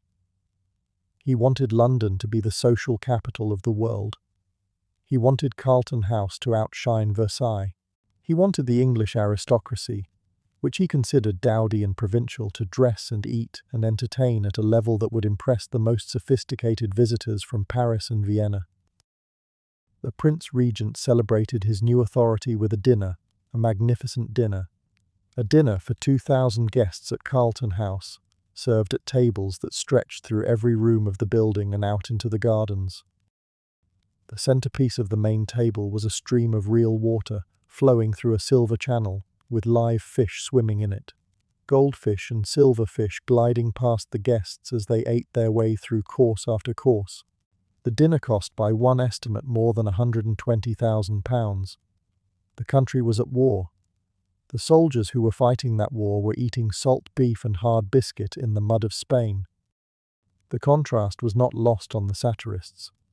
The era that bears his name, the Regency, the period that defines the world of Austen and of Bridgerton and of the great country houses and the London season, officially began. It was presided over by a man who was 51 years old, enormously fat, and entirely devoted to pleasure. The Regency lasted 9 years, from 1811 to 1820, but the cultural period that bears the name extends further in both directions. From roughly 1795 to 1837, it embraces the late Georgian and the early Victorian in a single aesthetic characterized by lightness, proportion, and restraint. The furniture is clean-lined, the silverware is elegant, the houses are symmetrical, the clothes are draped rather than structured. The colors are pale. The effect is one of deliberate simplicity that conceals enormous expense. The paradox of a style that looks effortless and that costs a fortune to achieve. The Regency as a cultural period is defined by its elegance. The architecture, the furniture, the fashion, the social rituals, all of these have a quality of refinement and restraint that seems at odds with the man who gave the period its name. The Prince Regent was not refined. He was not restrained. He was excessive in everything. He ate enormously. He drank copiously. He spent lavishly. He built the Brighton Pavilion. The building defies description, though not for lack of people trying. It is a palace designed to look like a Mughal fantasy. Onion domes, minarets, chinoiserie, a kitchen that could roast an entire ox. A banqueting room where a dragon chandelier hung from the ceiling above a table set for 36 guests. The interior was decorated in a style that combined Chinese, Indian, and Gothic influences in a manner that no Asian or European designer would have recognized as authentic. The colours were vivid, the gilding was lavish, the effect was overwhelming. It was, depending on your taste, either the most imaginative building in England or the most vulgar, a building so extravagant and so bizarre that even the prince's friends found it difficult to defend. He redecorated Carlton House, his London residence, so many times and at such expense that the building became a symbol of everything the public hated about him. The renovations were constant: new wallpaper, new curtains, new furniture, new fittings. Each renovation cost thousands of pounds. Each renovation was followed within months by another renovation, because the prince's taste evolved faster than the craftsman could work.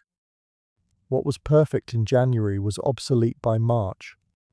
The dining room that had been redecorated in Chinese style was redecorated in Gothic French Empire style, each transformation erasing the last, each transformation costing more than the last.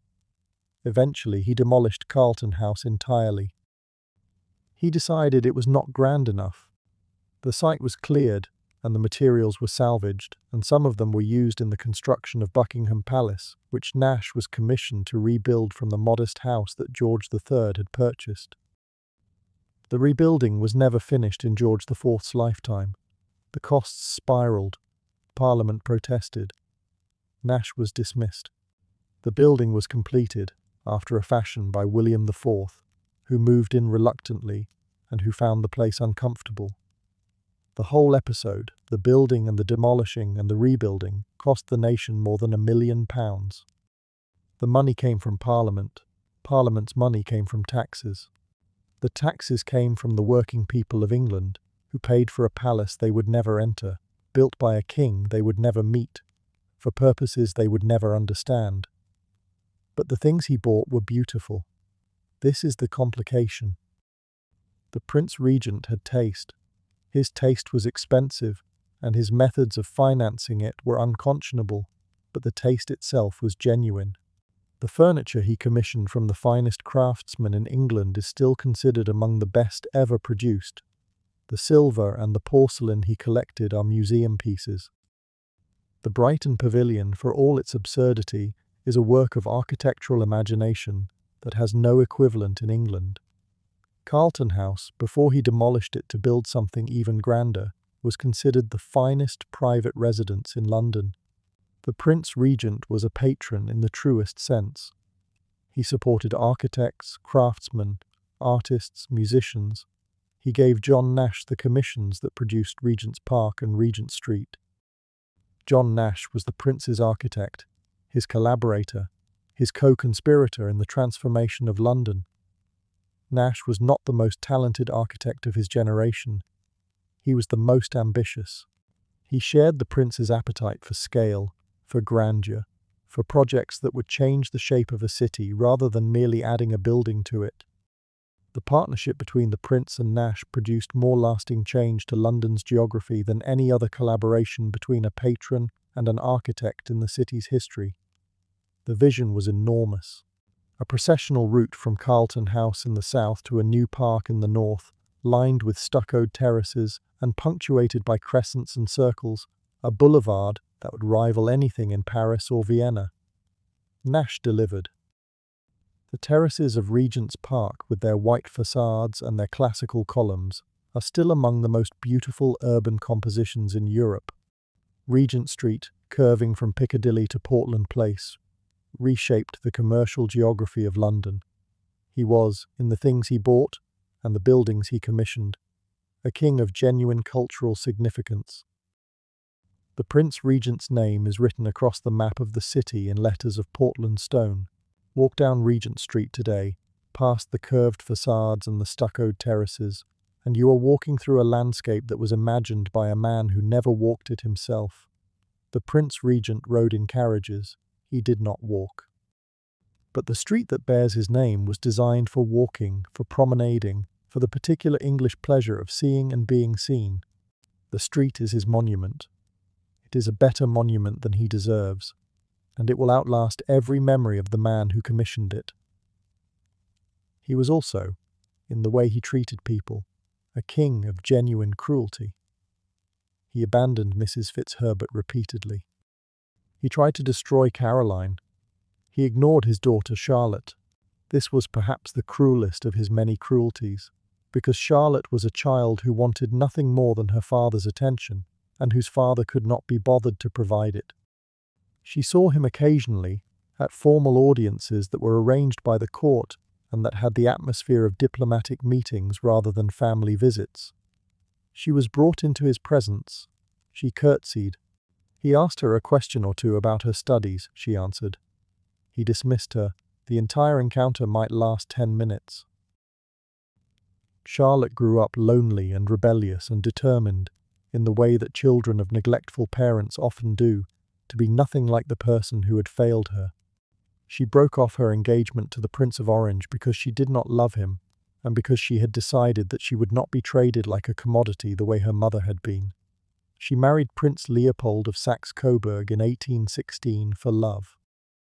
The marriage was happy. The happiness lasted 18 months. Then she died in childbirth on the 5th of November 1817, along with her stillborn son. The dynasty that her father had not bothered to secure was left without an heir. The Prince Regent received the news of his daughter's death at Carlton House. He collapsed. The grief was real. The grief was also, for a man who had ignored his daughter for most of her life, too late. He had failed her when she was alive. His tears when she was dead were the tears of a man who understood finally what he had wasted. He cut old friends when they became inconvenient. He lied about matters large and small, with a fluency that suggested he could no longer distinguish between truth and invention. He was charming, and he was vicious, and the people who knew him could never be certain which quality they were encountering at any given moment. Charlotte died on the 20th of November 1818, at the age of 73. She had spent the final years of her life in increasing isolation, managing the household at Windsor, while her husband sat in his rooms talking to ghosts and her son ran the country from Carlton House. The Regency had transferred the power from the king to the regent, and the transfer had also transferred Charlotte's relevance. She was the queen, but the queen of an incapacitated king, and the distinction between queen consort and dowager in waiting was one that the court understood, even if the title did not reflect it. She had been George's partner for 57 years. She had borne 15 children. She had managed the court, the household, the family, the public face of the monarchy. Through a reign that included the loss of America, the madness of the king, the Regency crisis, the Napoleonic Wars, and the slow, terrible decline of the man she had married on a September evening in 1761, when she was 17 and seasick and had never seen his face. She died at Kew, in the Dutch House, a modest building by royal standards, on the 17th of November 1818. Her children were around her. The Prince Regent was present, kneeling by the bed. The Duke of York was there. Princess Mary was there. The Archbishop of Canterbury read prayers. Charlotte was conscious to the end. She held the regent's hand. She had spent 57 years managing this man and his siblings and his father and the court and the household and the nation's expectations. In the final hours, the management was over. There was only the hand and the holding and the quiet. George III did not know she was dead. He was at Windsor, in his rooms, playing the harpsichord. No one told him. There was no point. He would not have understood. The woman who had been his partner, his companion, his anchor, the one person in his life who had never wavered, was gone. The king played on in his empty rooms. The music continued. The silence beneath the music was the silence of a man who was already, in every sense that mattered, alone. George III died on the 29th of January 1820 at Windsor Castle, at 8:30 in the evening. He was 81 years old. He had been king for 59 years. He had been blind for a decade. He had been deaf for nearly as long. He had been mad in the clinical sense for at least 9 years. And in the broader sense, in the sense of being detached from the world that was governed in his name, for much longer, his death was quiet. A servant noticed that the king's breathing had changed. A doctor was called. The breathing slowed. It stopped. The man who had lost America, who had tried to abdicate, who had loved his wife and his farm and his people with a sincerity that none of his predecessors had managed, was dead. The Prince Regent, who had been governing in his father's name for 9 years, became George IV, King of Great Britain and Ireland. George IV's reign lasted 10 years and accomplished almost nothing. This is not entirely his fault. The political system had evolved to the point where the king's personal involvement in government was largely ceremonial, and the ceremony was the part of kingship that George performed best. He looked magnificent. He dressed magnificently. He entertained magnificently. He opened Parliament with a speech that someone else had written and that he delivered with the assurance of a man who has spent his life performing. The performance was the reign. The one event that defined his time as king was his attempt to divorce Caroline. He had been trying to get rid of her for years. When he became king, Caroline announced her intention to return to England and claim her position as queen. George was horrified. He instructed his government to introduce a Bill of Pains and Penalties in the House of Lords, a legislative proceeding that would strip Caroline of her title and dissolve the marriage on grounds of adultery. The trial, because that is what the proceeding amounted to, was the most sensational public event of 1820. Witnesses were brought from Italy, where Caroline had been living since 1814. They had been tracked down, recruited, and in some cases bribed by agents of the government who had spent months collecting evidence against the Queen. The witnesses were Italian servants, boatmen, hoteliers, people who had observed Caroline's life on the continent. They were now being asked to describe it in a language most of them did not speak, through interpreters in a chamber they found intimidating. The testimony was intimate. The witnesses described Caroline's relationship with Bartolomeo Pagani, her Italian courier. Servants described her relationship with an Italian courier named Bartolomeo Pagani. The details were intimate, graphic, and consumed by the public with an appetite that the earlier criminal conversation trials had not prepared anyone for. The newspapers printed every word. The caricaturists produced prints that sold in thousands. The public reaction was extraordinary. Caroline became, overnight, a symbol of everything the people hated about the king. She was wronged. She was persecuted. She was a woman being destroyed by a man who had treated her abominably and who was now using the machinery of the state to finish the job. The crowds gathered outside Parliament. They cheered when Caroline arrived in her carriage. They booed the witnesses against her. They threw stones at the carriages of the lords who voted to continue the proceedings. The army was called out to maintain order. The public, which had no great love for Caroline, but which had a profound dislike of the king, took Caroline's side. The bill was withdrawn. The government could not sustain it against public opinion. Caroline appeared at the coronation in July 1821, demanding entry to Westminster Abbey. The doors were locked against her. She banged on the doors. The guards refused to open them. The crowd, which had gathered to watch the coronation procession and which had been cheering Caroline for months, watched as the Queen of England was physically prevented from entering her own husband's coronation. The scene was extraordinary. A queen in her robes pounding on the doors of Westminster Abbey, the guards standing firm, the crowd murmuring, the king inside, being anointed, being crowned, being celebrated, while his wife stood outside in the street like a woman refused admission to a party she had not been invited to. She was turned away. She went home. The humiliation of being turned away from her own husband's coronation, of standing in the street while the doors of the abbey were closed against her, was the final injury. She had survived the trial. But the closed doors of Westminster Abbey were something she could not survive. The symbolism was too complete. She was the queen, and she was locked out of her own coronation, and the crowd that had cheered her for months could do nothing but watch. She fell ill. She died on the 7th of August 1821, 3 weeks after the coronation, of what was diagnosed as a bowel obstruction. but what may have been something else entirely. The rumours of poisoning were never substantiated. The timing was suspicious. The king did not mourn. He spent his final years at Windsor, growing larger, growing slower, growing more dependent on laudanum, the tincture of opium that he took for the pain in his swollen legs, and that he took in increasing quantities as the pain increased. He saw almost no one. His daily routine had contracted to the dimensions of an invalid's existence. He rose late. He ate breakfast in bed. He received his physician, who examined the swollen legs and prescribed more laudanum, and shook his head privately at the attendants outside the door.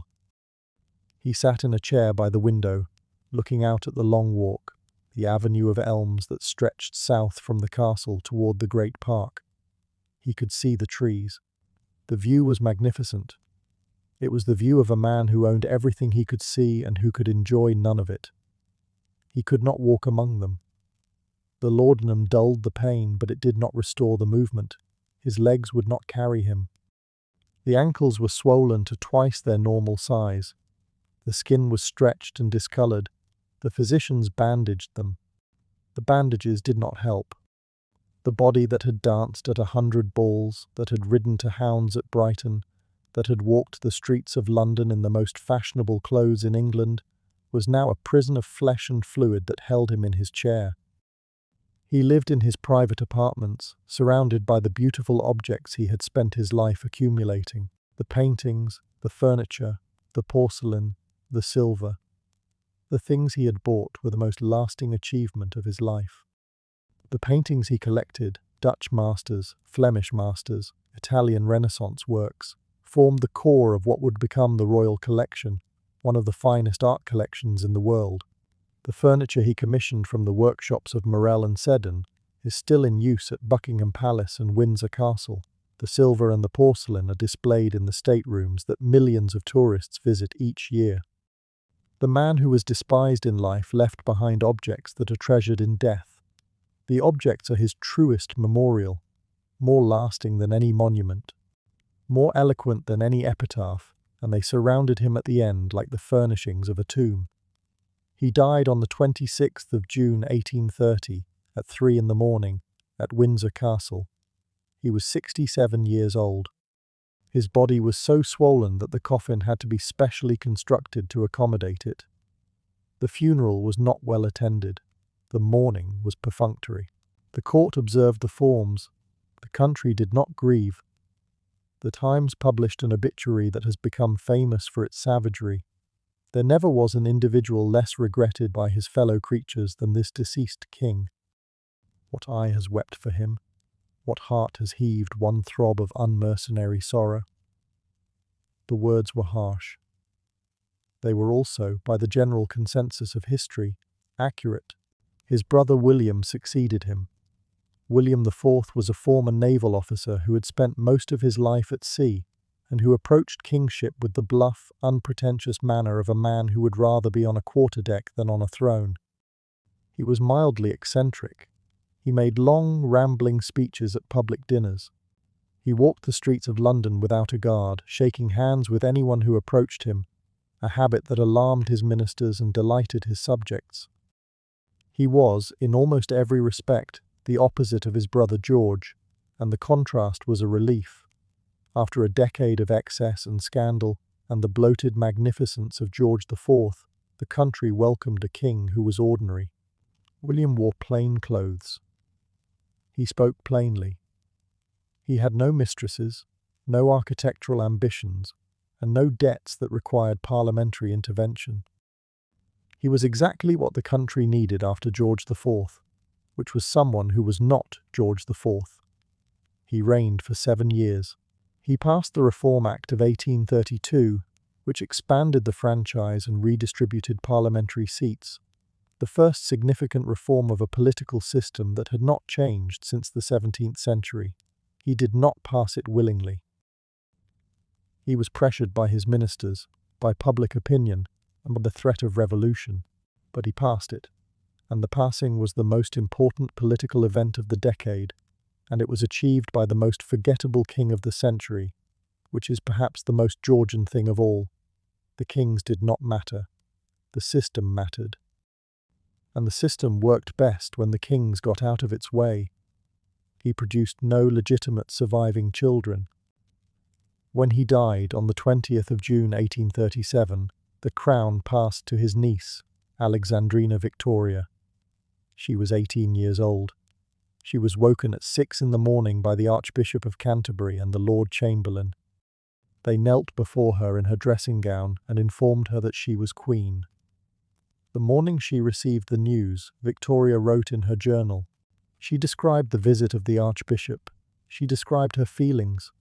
She wrote with the clarity and the composure of a woman who understood that the moment was historic and who intended to record it properly. She was 18. She was small. She was determined.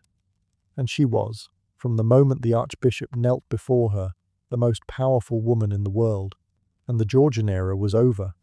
116 years of Georgian.